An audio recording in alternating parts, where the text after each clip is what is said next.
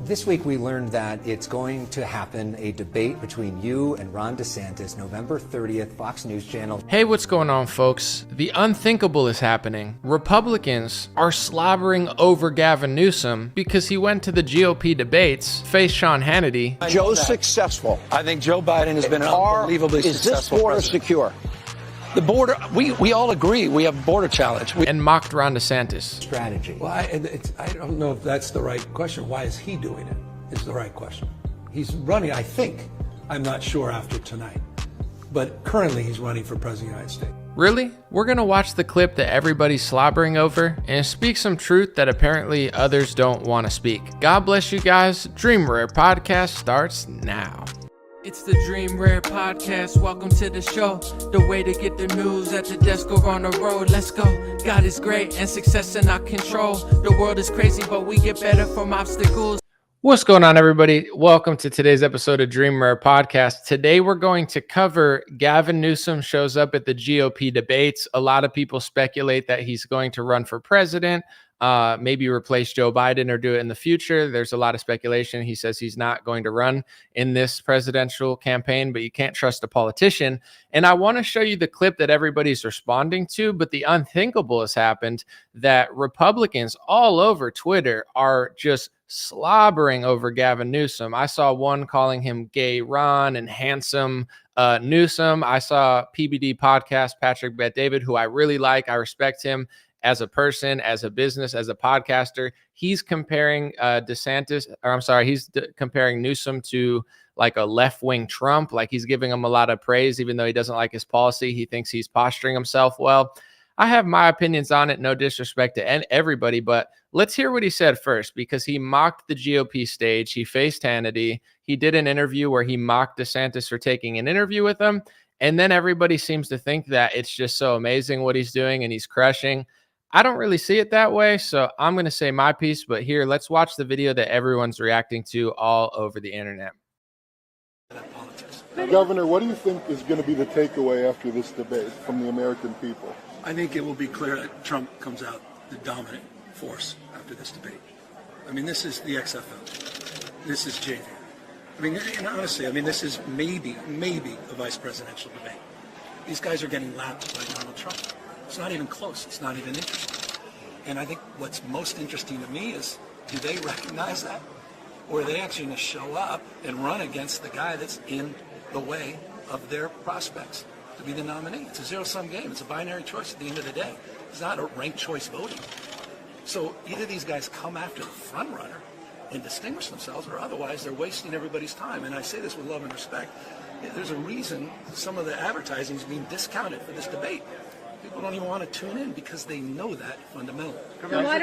This week we learned that it's going to happen, a debate between you and Ron DeSantis, November 30th, Fox News Channel, Sean Hannity in Georgia without a crowd, just the two of you. Why are you doing that, and what is your strategy? Well, I don't know if that's the right question. Why is he doing it is the right question. He's running, I think. I'm not sure after tonight. But currently he's running for president of the United States. And you think he's still going to be? You think he'll still be a candidate on November 30th? That's an open-ended question. Part of me wonders if, the fact that he took this debate, the fact that he took the bait in relation to this debate, shows that he's completely unqualified to be president of the United States. That's my humble first. Why is that? You're baiting him with the debate offer? Of course. Why is he debating a guy who's not even running for president when he's running for president? He's showing up at the Reagan Library, hallowed ground, and he puts out an ad today, not for his presidential campaign, to promote a debate against the governor of California? This guy's distracted. So I don't know that he has it in his heart. I think, here's my personal opinion about Ron DeSantis, he regrets running for president. He made a huge mistake. He listened to his consultants. He bought his own hype. He had this little God complex. Look at the ads themselves. Literally, God created. He bought into all this stuff. And he quickly regretted it, but he's stuck. And here's the problem. He had one chance of first impression. He's belly flopped. He's down 30-plus points from where he started. So it's a terrible situation for him. So I saw a few comments. Someone said he's not 100% wrong. Others said it's kind of fishy that he's supporting Trump now or he's backing him. But I wouldn't say Gavin Newsom's supporting Trump. I would say that he thinks that Trump is way ahead and there's no point that these people even compete. which a lot of people seem to agree with. But I will say this, I want to play this clip again because I do think that there's something fishy going on personally. I used to get along great with him, when I was president. I got along really good, Gavin. Well, you got along with Gavin Newsom? I did. I really did. He was always very nice to me. He said the greatest things. He would say things like he's doing a great job. Oh, he was very About nice. you? About me. That's why I could never hit him, because he was so nice to me.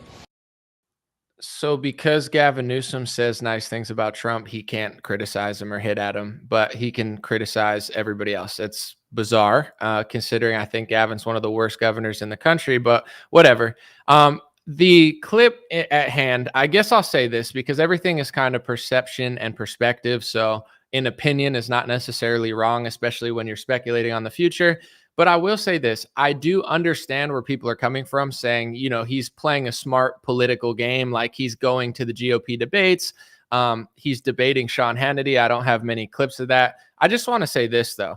That doesn't mean Gavin Newsom's good or he's the left-wing Trump. It just means that Sean Hannity's an idiot. I watched Sean Hannity get absolutely cooked. I'm talking cooked, like straight up well done, send it back, I wanted it medium rare, by RFK Jr. talking about the Ukraine war. Like anybody with an IQ over 90 is going to cook Sean Hannity. He's not very bright. So that's why I do my job in the first place. It's like when we have these dummies like warmongering fake neocons and right-wing media just standing there as like controlled opposition getting debated by, Newsom. Yeah, you can make anyone look good. AOC could make Dianne Feinstein. It's like you put two dummies in a room or two liars in a room.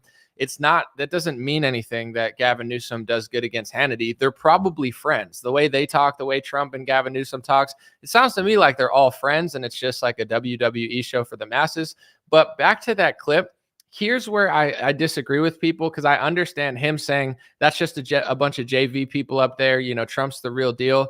It seems like the Democratic Party, in my perspective, they think that Trump's the one that's going to win, but also I think he's the one they want to win because I think he's easier for them to beat just based on like how wild he is and maybe they have that formula. But I want to talk about what he said about DeSantis because I know that people like Trump so much that anybody that badmouths DeSantis, now they're just going to be like super fans of. I'm not joking. Like the amount of people in my Twitter feed that just because they love Trump, they're like, dude, Newsom's crushing DeSantis. Wow, Newsom's so handsome. Like, I'm like, you're fans of Gavin Newsom now? The worst governor? Do I have to remind people? And this is where the COVID stuff comes in. He was one of the most tyrannical governors in the entire country during COVID. He did a horrible job. Him and Ron DeSantis for years were basically battling with their states. DeSantis made him look like an idiot. And now because Trump and Gavin Newsom get along, we're just going to sit and act like handsome Gavin Newsom's crushing Ron DeSantis. Like, I just can't believe how tribal and stupid people are with politics, but whatever. It's like we need to remind our people, especially as news analysts and journalists, that just because someone's good at lying doesn't make them a smooth politician. It doesn't make them a left-wing Trump. I don't like the fact that everybody's starting to brand Newsom as this smooth character who's crushing DeSantis because he said something. I don't even believe anything he said in that second part. The first part saying this is JV, these are a bunch of scrubs. I mean, he's posturing to basically shut down all the competition and speak some truth. But in the second clip, him saying he baited Ron DeSantis and he doesn't understand why Ron DeSantis is even debating him. I'll say this, and I truly believe this. During COVID, right, from 2020, early or maybe like mid to late through 2022, 2023, Gavin Newsom and Ron DeSantis kind of represented their parties. Like Ron DeSantis really became the de facto leader of the Republican Party, and he showed what it was like to open. He allowed UFC to compete. He opened businesses, unlike what Kerry Lake tried to pathologically lie about. He didn't mandate vaccines. I believe that some corporations had success in Florida, but I don't believe it came from his pen or anything like that.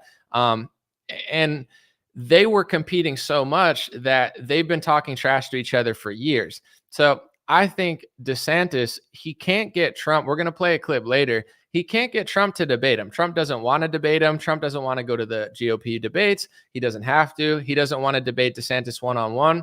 And DeSantis can't really get favor. He's in a bad situation because people like Trump so much. If he disses Trump, then people get mad. If he, doesn't say anything, he's being too weak. Like I don't think it's a mistake, but he made the quote unquote mistake of going against somebody that people don't really have the same standards for. And Trump is so beloved that like DeSantis can't really do much to break through. So if he wants to debate and DeSantis says, hey, I'll debate anybody, and Newsom says, hey, I'll debate you, why wouldn't he take it? I think Newsom is trying to posture and act like he conned Ron DeSantis and he's so smooth. And it's crazy to me that Republicans are falling for Gavin Newsom and being like, oh, he's so smooth, he really owned Ron DeSantis. Dude, Ron DeSantis benefits just as much, if not more, from this debate. And it really matters who wins the debate. If Ron DeSantis makes him look stupid, that's a huge win for our party and a huge win for the country. And you better bet your bottom dollar that Ron DeSantis is going to do a better job than Sean Hannity. Like, what are we supposed to do in this country? Are we supposed to just sit and watch Sean Hannity give softball interviews to Gavin Newsom and all these people and be like, yeah, that's all we can do, and we can't step up to the plate and offer a debate? I'd much rather see DeSantis debate Newsom, especially considering who they were during COVID, and especially the fact that now people are trying to gaslight in both parties the voter base into thinking it doesn't matter. Like, you go to the left wing and they'll be like, oh, COVID stuff doesn't matter. The reason they say that is because they were so in on the tyranny that if you ever figure out how in they were, you wouldn't vote for them. You'd vote Republican because it's the party of more liberty. And then when it comes to Trump, Trump is probably his weakest point out of any point is his COVID leadership. His rhetoric is the worst on that. His vaccine blabber's the worst on that. It's by far his worst topic. So the Trump campaign, and being that the Republican Party is probably going to pick Trump as their nominee, they're trying to gaslight their audience into thinking that the COVID stuff doesn't matter. Let's not talk about COVID. Let's just talk about economy. Well, the economy is imploded because of the COVID printing. And it started with Trump and it ended with Biden. And I know people don't want Ron DeSantis to say that because maybe it doesn't look good for the party, but it's the truth. That is the truth. And if we can't speak the truth in our party to win an election and we just have to gaslight people, I'm not saying Biden's innocent. He's in on it too. He's terrible. He's probably everything the Republicans are and worse on most topics, but we can't ignore reality. So I think that the Newsom DeSantis debate is necessary because, one, they're going to talk about the COVID measures because that's really what separates them. DeSantis did a great job for a couple of years. Gavin Newsom did the worst job in the country. And if you want to beat Gavin Newsom for president, you can't be calling him handsome and saying, oh my gosh, he's so great because he's making fun of Ron DeSantis. You need to show people why he's such a poor leader. And this is where my perspective starts to conflict with the Carrie Lakes and the Donald Trumps and the people who carry water for them.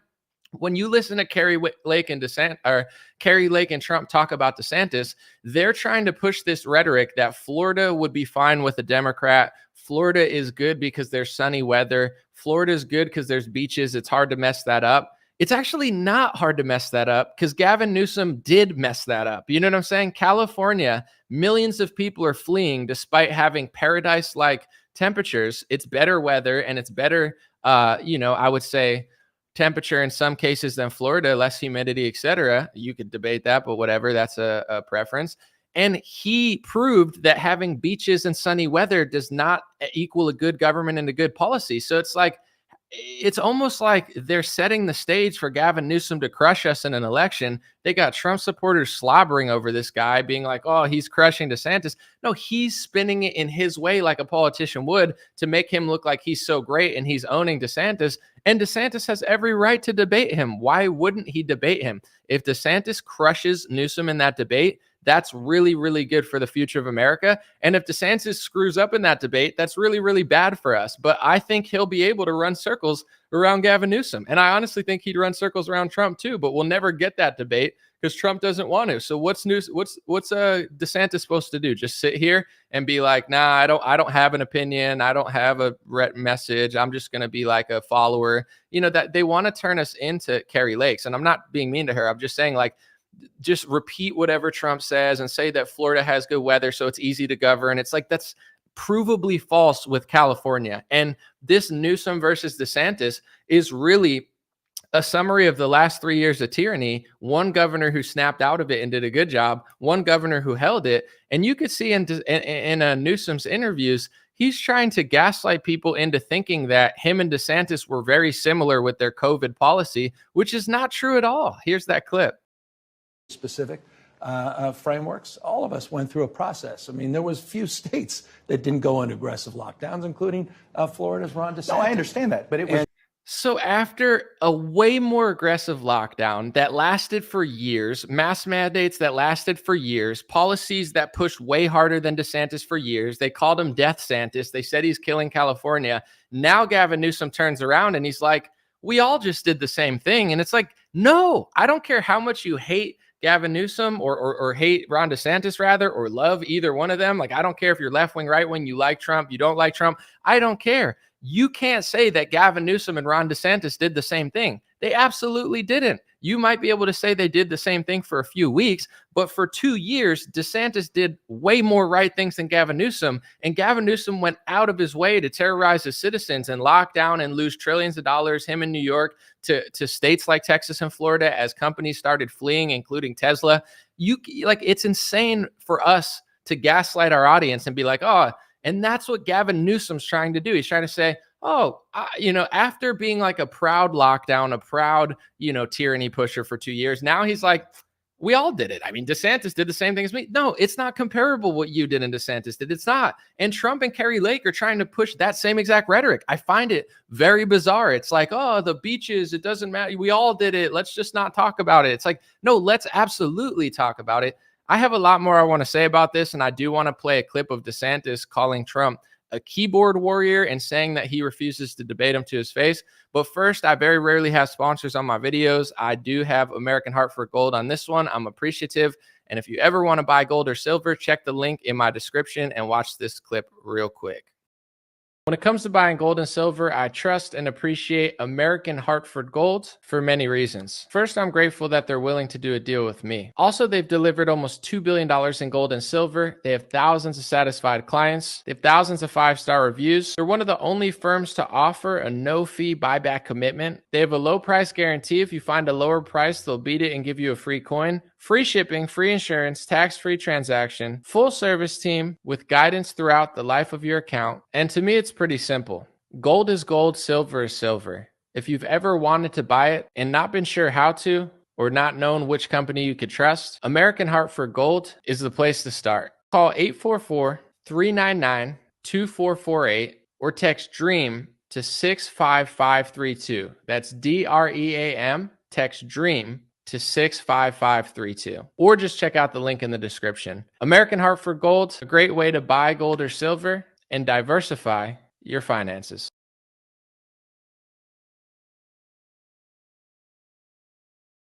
Appreciate y'all for watching. Check the link in the bio and the description in the bio.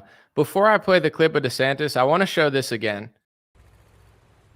This is powerful imagery, okay? If we want to win the next election, it's America, that Gavin Newsom's not better than people like Ron DeSantis and even Trump. We have to remind people what happened. If we gaslight our audiences, we have COVID here, it didn't matter. Being locked out for years didn't matter. Mask mandates, vaccine mandates didn't matter. The millions of military members doesn't matter. Oh, it doesn't matter. It's all about the economy. Well, the economy imploded because of the COVID spending. And yes, it was my fault. It doesn't matter how many people want to pretend like it wasn't. So, this is why I speak about this stuff multiple reasons. It actually matters. But when it is the Republican Party, no one cares about COVID tyranny anymore. It doesn't matter. One of two things must be true. Either that's a complete lie, which they're trying to promote in left-wing and right-wing media because the left-wing media was complicit with it and the right-wing media is backing Donald Trump and it's his weakest talking point. So they want to gaslight you into thinking nobody cares about it. Either that's true, or the country really doesn't care about it, and we're a pathetic country because so much liberty and freedom was sucked away. They printed too much money. Big Pharma got too much power. We got terrorized for years, and we're suffering with inflation because of it. So, you can't have any of the talking points you think you could have if your government can't even stop doing that. So I don't know which one's true, but me personally, I know this is only like a biased experience because I am myself, but I have a lot of people that follow me, athletes, celebrities, people that don't even like a lot of Republicans, and they like me and respect me and watch my videos because I reported the truth during the COVID tyranny. And I have people that would never vote for Republicans before maybe watching my video who would maybe consider it, because I've been pushing that narrative for years where, yes, the Republican Party was in on a lot of it, especially Trump, but they did get off the tyranny quicker. They did, I would say, not mandate the vaccine as hard or at all. They didn't force masks as long. Like the Party of Liberty and Freedom that at least tried to get it back during the COVID stuff was the Republican Party. And a lot of people care about that. People don't understand, just because they like are zoomed into like Trump or Democrats or whatever, that everybody in this country experienced that. Nobody wants to go back on lockdown. Nobody wants to be forced masks. Millions of people are still being terrorized by this stuff. There's people that have been in the country for 15 years that are at risk of being deported and sent out because they can't renew their visa because they're not vaccinated. This stuff is not over. The only people trying to gaslight us into thinking it's over are Republicans that back Donald Trump because Trump's not good at talking about it. But how are we going to beat Gavin Newsom, the most tyrannical governor during COVID, if we can't even admit it happened? Like, what are we just going to sit here and say that he's awesome because he badmouths Ron DeSantis? It's insane to me how some of our party's acting. But I want to play this clip of DeSantis in full. He's now starting to kind of push back at Trump. And say what you want, I think what he's saying is valid. I like this idea of like, if Trump's going to talk all this stuff about me, I don't care, but why won't he say it to my face? And whether you like Trump or don't like Trump or like DeSantis or don't like DeSantis, it's the truth. At a certain point, I've said a lot of stuff about Ben Shapiro. I would sit down and debate Shapiro. I wouldn't dodge a debate. I wouldn't dodge a debate with anybody that I've talked about or has talked about me. I would love it. So, I think this is a good narrative for him because, if you don't agree with this, tell me what he's lying about, because I can't find a single thing. He owes it to the voters to defend his record, to defend the decisions he's made, and also to defend why is he running on the same program in 2016 that he did not actually implement. For example, draining the swamp. He didn't fire Christopher Wray. He didn't fire Anthony Fauci. He didn't do anything to clean house. Now, all of a sudden, he's going to slay the administrative state when he gave Fauci an award his last day in office. What about all the spending and debt? They racked up massive amounts of debt, particularly in his last year in office. Of course, you're going to end up leading to inflation when you do that. So I think on issue after issue, he owes it to the voters to come out and do it. And I'd say the final thing, Bill, he's had a lot to say about me on social media really since 2022, right before the midterm election. He started attacking me when we all Republicans were supposed to be united for a red wave. No, he tried to attack me and has been doing it a lot. It's one thing to do it behind a keyboard. Step up on stage and do it to my face. I'm ready for it. You used to say I was a great governor. Now all of a sudden you're saying the opposite. Let's have that discussion, and I'll do it. We could do it one-on-one. I was with Sean last night. Let's do that, and let's give the American people the choice that they deserve. I mean, I don't see anything wrong with that. He's like, listen, this guy sits on Truth Social. He sits online and just talks trash about me all the time. Why not say it to my face? Why not have a debate? I mean, that's a fair thing. But now the same, and this is the part that's crazy to me. Like when it came to Katie Hobbs versus Carrie Lake, right? Everybody in the Carrie Lake camp would say, Katie Hobbs doesn't want to debate Carrie Lake. Katie Hobbs is a coward. Katie Hobbs is afraid to debate. And it was true. She was afraid to debate, but also it was strategic for Katie Hobbs not to debate, because if she were to debate Carrie Lake, she probably wouldn't do that good of a job considering she's not an impressive person. So she avoided the debate to win the election. Is that not the same exact thing that Donald Trump's doing? If Donald Trump is so much better and so much more honest and so much more amazing than Ron DeSantis, and he speaks the truth and he's such a great leader, and Ron DeSantis is such a rhino, and Trump is so different than him, why doesn't Trump debate him? Because Trump is doing the same thing Katie Hobbs is doing.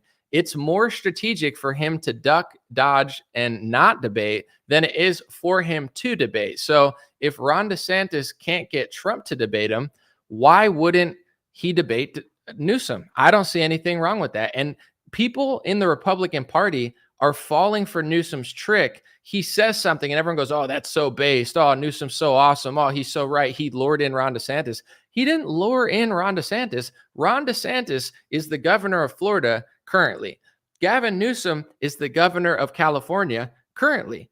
Gavin Newsom and Ron DeSantis faced off for 2 years and were the de facto leaders of their party while Donald Trump ran around selling vaccines on Newsmax and conservative media and not doing or saying that much. So they both called each other's bluff, essentially, where it's like, I would debate him. I would debate him. All right, let's debate. They're both not afraid of debating. So let's see what happens afterwards, because this idea that Gavin Newsom's so based because he lured Ron DeSantis into a trap, he didn't lure him into a trap. Trump won't debate DeSantis. It's like, what's the guy going to do? He's running against a presidential candidate who yaps on his social media, who makes all these videos about him, who refuses to say it to his face, who refuses to debate him, doesn't show up to the GOP debates, doesn't want to do a one-on-one interview with him. So why not take the opportunity and debate a budding young leader in the Democratic Party?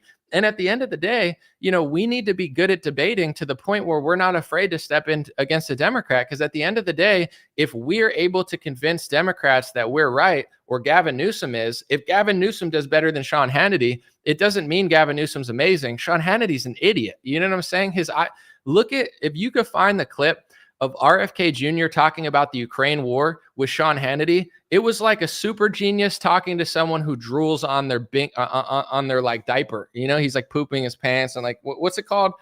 A bib. Sean Hannity was equivalent to like a smooth brain, like drooling on a bib. Like RFK Jr. made him look like a preschooler. That's like the level of intelligence that Sean Hannity has. Is he a good speaker? Sure. Is he interesting to listen to? Yes. Is he like an ethical, amazing debater? I don't think so. So if Newsom goes against him, like, are we supposed to just sit around and be like, hey, let's not debate Gavin Newsom. Let's let Sean Hannity make a fool of all of us on Fox News. And, and that's the new thing. I think Ron DeSantis has just as much to gain from a debate with Newsom as Newsom does. And if DeSantis really wins the debate, it's going to be a huge W for him and us, and a huge L for the Democratic Party and Newsom. And if you want my honest opinion, I'm going to read some comments in a second. I don't see Trump doing well in a debate with Gavin Newsom. I really don't, because I think on the COVID stuff, if you listen to Trump, he sounds like an idiot. So I don't understand how he would even be able to debunk anything that Gavin Newsom said, because he doesn't seem like he even knows anything anymore. Like 2018 Trump and Trump now, they seem like two different people to me. I don't know if it's age or ego or, weathering the storm of being in the media spotlight for that long, which is extremely harsh and rough. But, it's like, let me know, who would you rather send in a debate with Gavin Newsom? Would you rather Donald Trump debate him or DeSantis? I think DeSantis knows how to handle himself. And honestly, I think DeSantis would crush Trump at this point, because Trump in his prime would probably beat DeSantis, because Trump in his prime was awesome. Trump in his prime told the truth. Trump in his prime didn't gaslight as much. But now, like, you listen to him and he's like, sunny weather. Yeah, if you have sunny weather, it's easy to run Florida. Even Charlie Crist ran Florida. All you need is beaches. It's like, does he think I'm stupid? And then Carrie Lake repeats that. Like, do I have to be dumb now in order to support these people? I don't get it, because that's like a terrible talking point. That's a talking point that would get you laughed out of a debate. Newsom would eat you up.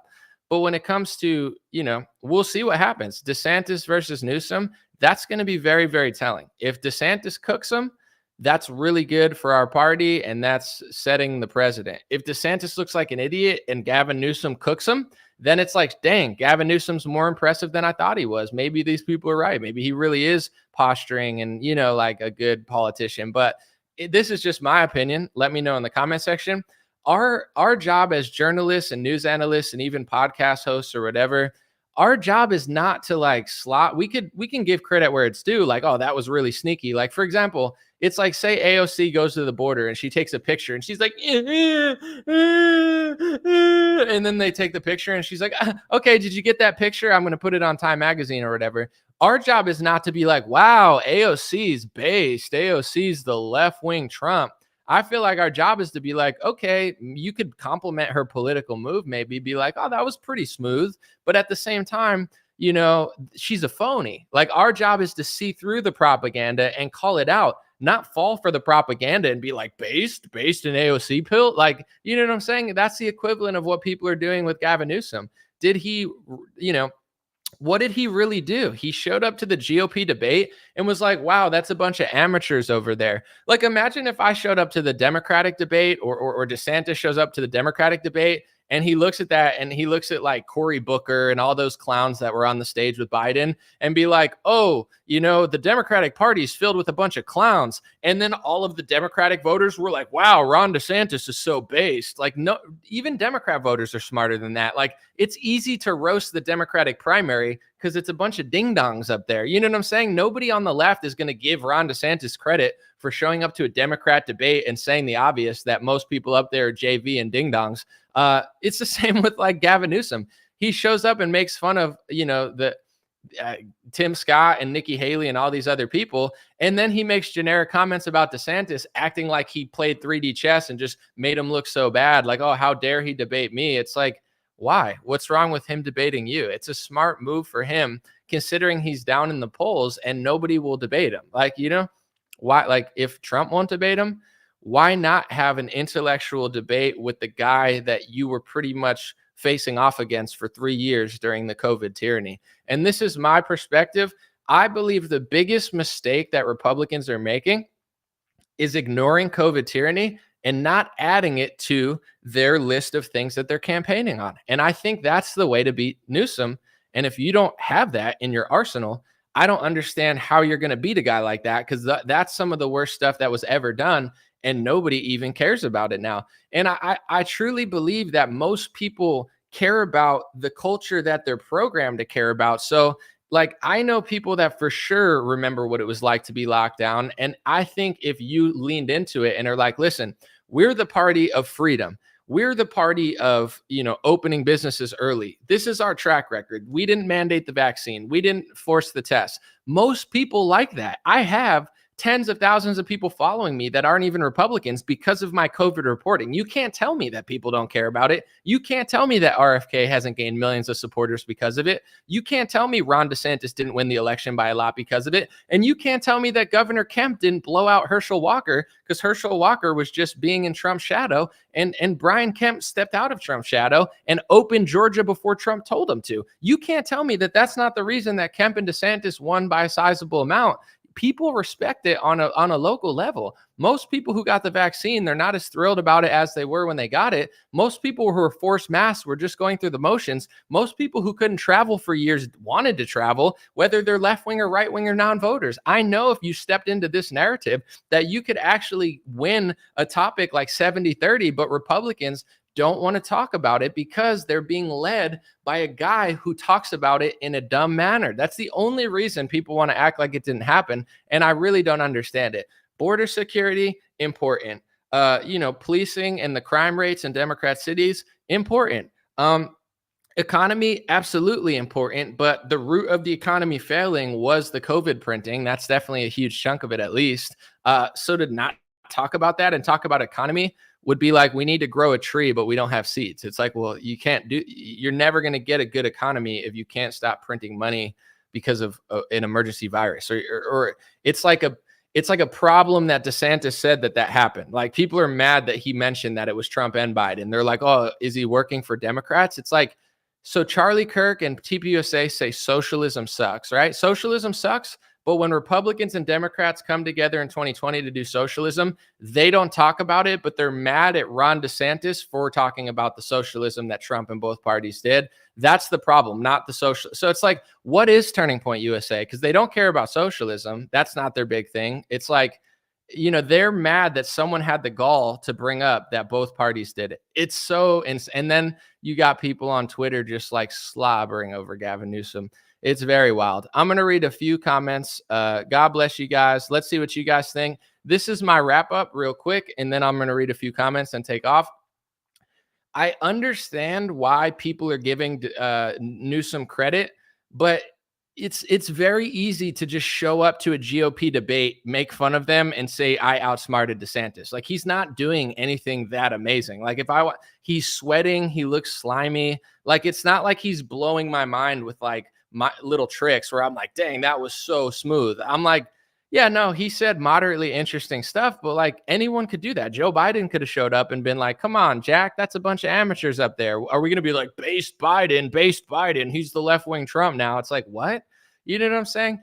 People are stuck in this narrative, and all these right wing Republican speakers, they all just say the same things. And this is why I laugh hysterically. Like Michael Knowles has been crying on Twitter because he's like, oh, people are ratioing. Oh, the DeSantis people are coming after me. And it's like, it's not DeSantis people coming after you. It's a free market of ideas, and your ideas suck. And you're just cozied up at Daily Wire saying stupid crap that's like 70, 60 IQ. And people are starting to wake up and realize that it's not impressive. And they tell you your takes aren't impressive. And then you cry. It's like everybody's coddled in their little conservative establishment world. It's like, let me just say, bottom of the barrel, low IQ stuff that's safe, that I could keep my business relationships and keep my, position in MAGA world and not really rock the boat too much. And then they say it and nobody likes it anymore. And then they're like, wow, people are hurting me. It's like, it's just so bizarre. But long story short, I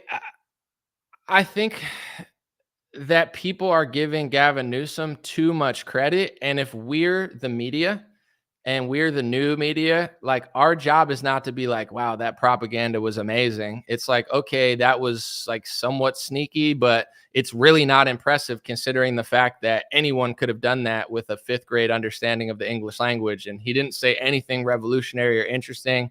And debating Sean Hannity is like debating a 5th grader. So it's like, we need to put up our smartest people to make Gavin Newsom look silly. We can't have a bunch of people being like, Gavin Newsom's base and amazing, and then Sean Hannity debates him and Gavin Newsom does a decent job because Sean Hannity's a moron, and be like, wow, that really proves it. Oh, but but we're also going to say it's awesome that Gavin Newsom is debating DeSantis and he totally played DeSantis. Dude, DeSantis is probably 3 times smarter than Sean Hannity. Please put him on a stage with Gavin Newsom. Please let them debate about stuff. It's going to be 30 times better for our party than Sean Hannity. I'm not even convinced Sean Hannity's on our side. In fact, I never was. Even during the Trump era when he was like Trump, I don't trust Sean Hannity at all. I think he's a establishment media mouthpiece who will push any war agenda possible, and he'll suck up to anyone he has to. But when the time comes, he'll have the same foreign policy as Democrats and Lindsey Graham. I trust a tube of toothpaste more than I trust, the Sean Hannity. So I don't think it would be like me giving credit to AOC because she outmaneuvered Don Lemon or something. It's like, is that really that impressive? Or is that a controlled arena of impressive to make everybody act like it's impressive when it's really not impressive? And I'm not saying DeSantis is like the number one most trustworthy person, but he'll put up a better fight than Hannity. You could guarantee it. It's like when I debated Vivek, or Vivek, or however you say his name. Vivek, it rhymes with cake and snake and, all these other things. That's fine. Whatever. His team was somewhat nice to me after. Long story short, look how mad the media got at me after I debated Vivek. They don't want people to ask real questions. If you ask real journalistic questions in an interview, they get mad at you. They're like, how dare you exist? Like we're the ones who get to ask the stupid questions. Like, look at the Republican establishment talking to like DeSantis and all those people on the stage. They're like, if one of you was on an island, which one would be voted off? Are you kidding me? You have governors, politicians, wannabe presidents, senators, you know what I'm saying? People that have taken billions of dollars of donor money on a stage, combined. And that's your question. That's your journalistic question. Who would you vote off an island if you could vote someone off an island? What are you even talking about? Like, that's the stupidest. Like, this is what they want. They want this like TMZ style, like, oh, Sean Hannity lost an interview to Newsom. Whoa. Like, that's not impressive, and acting like Newsom is so special because he badmouthed, DeSantis and complimented Trump. The Democrats know exactly what they're doing. In my opinion, I played the clip earlier. I find it very bizarre that Trump refuses to like criticize or hit Gavin Newsom. He says, I won't hit at Gavin Newsom because Gavin Newsom's nice to me. Me and Trump get along.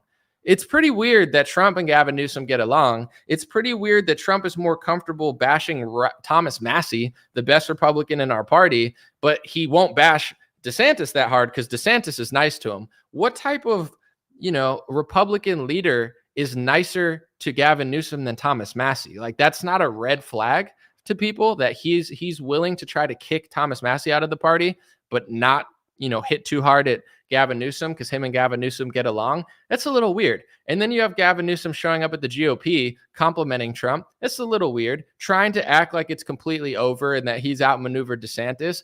I think they want Trump personally. It's like, I think Gavin Newsom and Trump are friends. I'm going to play this clip real quick. Hopefully. Like, is this not a little weird to people or no? This is not weird.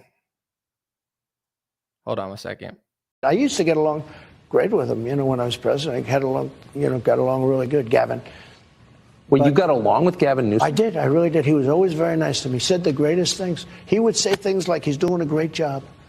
Oh, he was very About nice. you? About me. That's why I could never hit him, because he was so nice to me.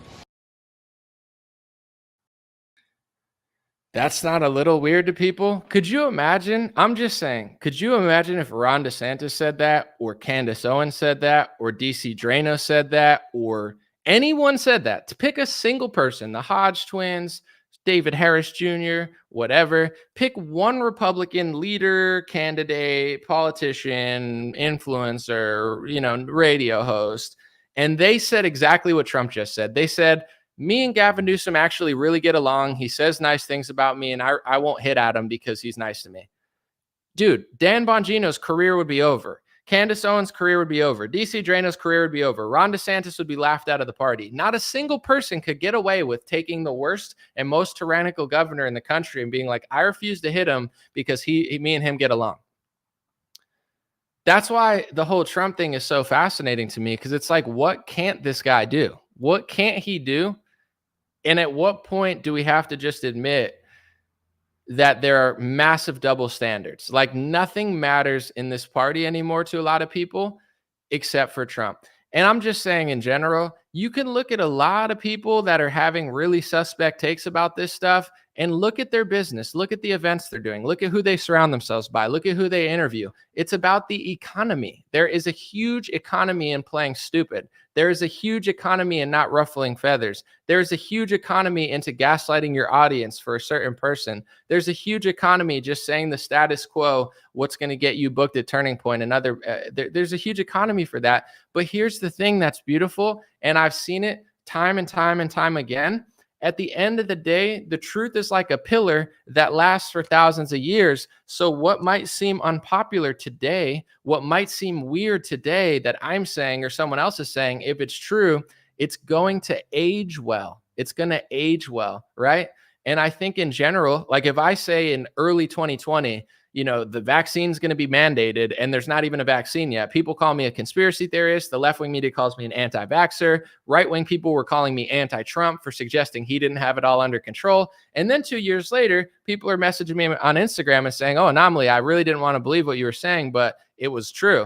And it's like, it's not about me and it's not about my personality. It's about the truth. If what I'm saying is true, it doesn't matter. I don't care who disagrees with me anymore. I don't care how much they cry. I don't care how much they wah, wah, wah, wah, wah. It's true if it's true, And when it comes to the money printing, it's like Biden is not innocent. He prints too much money. He sucks at governing.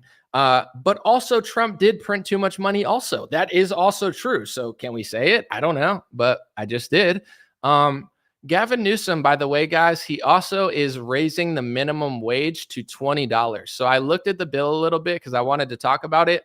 He passed or signed some law that now for fast food industries, $20 minimum for hiring people. So we're going to talk about that real quick because on one hand, I looked into it. I was like, is this going to affect small businesses? Apparently it's not. He's doing it, which is interesting because if he would have done it for all restaurants, that would really screw over people. But I believe he's doing it for only mega conglomerates that have more than like 50 or 80 stores national. Like he's basically defining a fast food, store as a company that has like multiple different locations. I think it's over 50 or something or 30. So long story short, I asked my audience, like, what do you think that's going to do? Because on one hand, I want people to get paid more. On another hand, if you jack the price up, they could just jack the price of the burger up. You know what I'm saying? They can make a $10 burger $15, and now they're making more money, and we're all losing more money. I don't think it works the way people think it works. It's nice to pay people more, absolutely, but it's like when Trump handed out COVID checks and then Biden handed out COVID checks. It's like, it's nice to give people money. Trust me. I wish I was like Willy Wonka and I could throw them all out like they were schnozberries in the hood. You know, hopefully I don't get robbed. I probably would. But in general, you know, I go to every hood in America and I just start throwing out, you know, $100 bills like schnozberries. But in general, I wish I could do that with Federal Reserve money, but you can't do that without inflating the currency. It doesn't work that way. So it's like, in theory, hey, we could pay everybody more. But let's just look at the gas in California. Why is the gas so much in California? Is it that much different than the gas in Texas? Is it that hard to get gas to this state? No, it's because of the policy. They have insane energy policy. So they might be doing this and that for us, but now my healthcare is this amount. Now I'm paying more for gas. Now I'm paying more for rent. Now I'm paying more for sandwiches. Now the price of everything's going up. Oh, but you got $2 more an hour. It's like, well, $2 more an hour doesn't matter if I lose that on gas and groceries alone, and now I'm 10% less than I was a year ago anyway. You know, it's like basic economics where Democrats are genius level at pretending like they're doing something good when they're actually doing the wrong thing. And I want to end on this note real quick. I think that moving forward, and I know that I could do a better job of this as well. I'm a little tough on my audience. I'm sure a lot of people hate me now. That's okay. I'll get over it. But in general, in order to win the future, we need to figure out how to debate. We need to figure out how to get our message across. And I believe when it comes to minimum wage, the reason that Democrats win the youth, I know because I was once that youth that was fooled by some of their stuff. Not all of it, but some of the Democrat stuff fooled me. And I remember how they fooled me because I would listen to Democrats and they'd promise all these things that weren't true, but I wasn't old enough to know that they were true or not. I didn't pay for taxes. I didn't pay rent. I didn't pay for shit. You know what I'm saying? So I didn't know what they were even saying. But long story short, they sounded compassionate. They sounded thoughtful. They knew that this country was screwed up because it is, and they provided a false solution and it sounded good. When you listen to some Republicans, I'm not saying all, but some, they do sound heartless. They do sound non-compassionate. Who cares about this and that? That's how you lose 80% of the youth. You have to explain to them, we don't want people to be poor. We don't want workers to make less. I want workers to make more. But you have to understand, if you raise the wages, but then they raise the price of the burger, and then they raise the price of gas, and then they mandate health insurance that you're not allowed to opt out of, now you just paid $15,000 more than you would have. And I was that, you know, Bernie, like I thought Bernie was the real deal because I didn't understand economics. And then I realized that I had to pay $3,000 to $4,000 a year for health insurance I didn't want. And Democrats wouldn't let me opt out, unlike all the other states. And in general, I'm broke having to pay $4,000 for something I can't even use. It's like, wait, you're just stealing my money. And it's like, yeah, that's the Democrat way. They pretend like they're helping you. They steal your money. Everything goes up. You can't afford anything. The cities are filled with crime, and they give you a thumbs up. But we need to explain it that way, or else we just seem like a bunch of buffoons. And it's like, you know, a lot of the youth, they'll listen to certain talking heads in the Republican Party, and it seems like a lot of the talking heads at Fox News, I'm not saying all of them because some of them are okay, but it seems like they're really just there to make people not like them. Like, say, Sean Hannity. Am I supposed to be impressed that Gavin Newsom did a good job against Sean Hannity? No, Sean Hannity to me just exists to make us look bad. I didn't like Sean Hannity when I was 15. I don't like him now. I don't hate him. I don't think he's like a horrible guy or anything. I'm sure we'd be friends if we met in person. But in general, it's like, he's not impressive to me. He pushes the war agenda. He's just there to make Democrats want to vote Democrat, you know, and like Rachel Maddow is a psychopath. It's like either she turns you into a radical psycho, or you look at her and be like, I don't want to vote for those people. It's like some of these people in media just exist to like ramp people up and never really accomplish anything. You know, so I get that everybody plays a role, but I think in order to win the future, we need to figure out how to sound compassionate, because at the end of the day, the Democrats are master manipulators. And yes, you can give Newsom credit if you want and say he's being good at manipulating, but then I guess you could say AOC is being manipulative too when she takes a picture at the border, or they're being manipulative taking pictures of the kids crawling under the barbed wire. So it's like, what is our job? Is our job to say that they're amazing propagandists, or is our job to say, how do we counter that? Because this is the fundamental issue in the GOP right now, media wise. I agree that Democrats have master propagandists, but why is our media so crappy? Because our media, and I've been saying this to people, and I'm not trying to be a dick, it pretty much just exists to line their own pockets. They don't really care. A lot of these people, they would lose a fortune if they ever unbiasedly covered DeSantis and Trump. So they can't do that. So they don't do that because they know no matter who wins the primary, they're going to make money either way. And they don't want to sacrifice their dollar for an opinion that might get them in trouble. So they just push the status quo and they become the new establishment media. And yes, everybody makes money and that's okay. I'm just saying, shouldn't you put character and morals and your true beliefs over money? I think you should. I always have. Some people don't. Most people don't. But that's why I feel like our country's suffering, because no men have character anymore. No men have courage anymore. They just go with what will make them safe. And that's why nothing's safe anymore. You know what I'm saying? It's a travesty. But in general, I think we need to figure out how to relay our message, not just be annoying. And I think that Democrats on college campuses do a fantastic job of seeming compassionate and thoughtful. And a lot of Republicans are just rough around the edges, like, screw you, I don't care what you are, blah, blah, blah. I'm going to guzzle gas, screw the environment. Like, what? Like, I get for a shock value, everyone has freedom of speech. You could be like, ha, ha, ha, screw the environment. But like, I'll see like accounts, I know they're just doing it for shock value, but they're like, oh, you're gay if you like the environment. And it's like, to me, that's funny. Comedically, I laugh at that. And I'm like, haha, that's funny. But it's like, that's not going to get us votes. That's not going to get us support telling people that they're gay if they like the environment. Like, it's like, okay, so what do we want to just pour oil all over our oceans? That's based and straight. And it's gay to, clean the oceans. I mean, I get what people are saying, but at the end of the day, like, that's why we're losing, because we don't know how to portray our message and show we're the moral ones. And at the end of the day, like, if you are conservative and you are, in that zone, isn't that why you're conservative? Because you're moral? Don't you think all of your opinions are more moral than Democrats? You think your opinion on gender is more moral than Democrats? You think your opinion on oil and gas is more moral than Democrats? You think your opinion on vaccine mandates is more moral than Democrats? You think your opinion on economics is more moral? Every conservative I talk to, they're conservative because they believe their ideas and they think that they're more moral. So why is it so hard for us to tell that to the youth, that our side is more moral? And in order to convince them that we're more moral, we need to believe it. We need to know our talking points and we need to act like it. If you watch the only time they brought me on the television, and they'll probably never do it again because I blew it out of the water, patting myself on the back and not going to pretend like I'm not. Look at my Laura Ingraham interview. I crushed it because I talked about climate change in a way that none of them are honest or smart enough to talk about. Sorry, it's just true. They were like, oh, Greta Thunberg sucks. And it's like, that's not a point that's going to make sense to anybody. Like, okay, you're mad at the girl who's like a propagandist and put there. Sure, you don't have to like her, but why don't you explain why you don't believe in the narrative they're putting forth with climate change?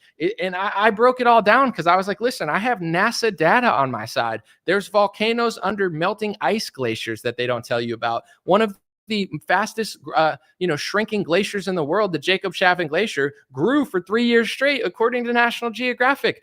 So I believe in cleaning the air, cleaning the water, and cleaning the oceans. At the same time, we have to really think about what we're doing, because if we're focused on this thing and it's not exactly what they're saying, we're actually going to ruin the country. And it's like, that's a talking point that would make sense to a kid and wake someone up, not just being like, screw them, screw the environment, screw the Democrats. It's like, screw those people. It's like, no, it doesn't, like, that's not a good argument. You know what I'm saying? And we all have to remember, like, what got us to get somewhere. Like, sometimes it's being like pushed in a direction, but it's someone that made sense to me. Like, I snapped out of believing what the left said in this topic when I heard somebody say it accurately and intelligently and thoughtfully. And I'm like, well, that makes sense. Who woke me up to a lot of the pharmaceutical corruption? I knew the industry was corrupt my whole life, but who who really educated me on vaccinations, etc.? It was a friend who told me to look up Robert F. Kennedy Jr. And why did Robert F. Kennedy Jr. convince me that I now know more listening to him? Because he said it very thoughtfully, very educated, and very compassionately. He wasn't like, screw you. It was like, here's what it is. Here's the history of it. Here's the liability clauses. And I immediately got it. That's why I told my audience that in 2020. I'm like, look at the liability clauses. Do you not understand that Pfizer, Moderna, and Johnson & Johnson have zero liability for side effects, injuries, and deaths? To me, that was like an aha moment. I'm like, wait, under the National Childhood Vaccine Injury Act and the PrEP Act, they don't have any liability for side effects, injuries, and deaths. That's why they can oversell their product and lie to you about it, because they don't have any financial liability if something goes wrong. That was an aha moment for me. And RFK Jr. told me that years ago before the pandemic. And because of a friend that I trusted, she showed it to me and I listened. It's like, that is a talking point that wakes somebody up. A lot of conservative media, when I watch them, it's basically like, let's just fleece Republicans dry. They're not even trying to be convincing. They're not even trying to be honest anymore. They're not trying to gain new votes or wake people up. They're basically just trying to act like bullies on a playground,